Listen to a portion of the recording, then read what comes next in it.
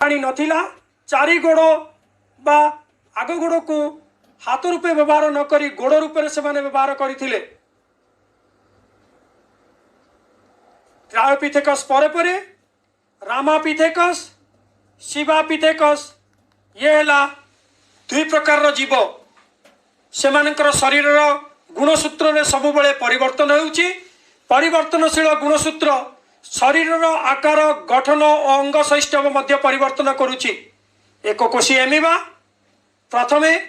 बहुकोशीटे तैयारी बाबा आगरू से निजर अंग सैष्ठव परिवर्तन करी हाइड्रा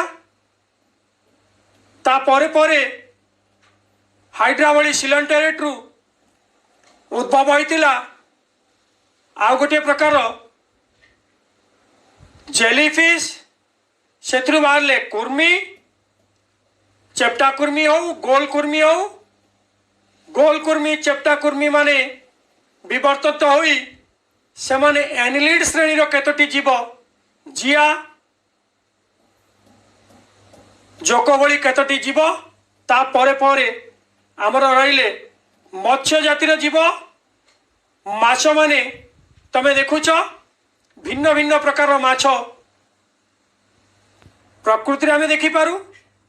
सेमानकर अंगीय सैष्ठव भिन्न भिन्न। तमे जो देखुच यही माछर फुसफुसदारी जेतेबेले फुसफुसदारी माछटी तैयारी होला तापर पृथ्वी पृष्ठ रे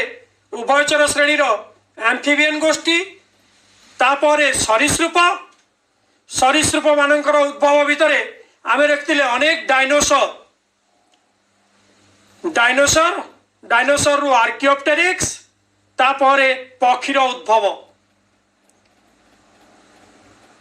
पक्षी मानकर उत्पिंड चारि कोठरी विशिष्ट से माने उड़ीबा क्षम एवं तापर तैयारी होता स्तन्यपायी भितर मूषा ठेकुआ आमर जलज स्तन्यपायी भितर डॉल्फिन तिमी माछ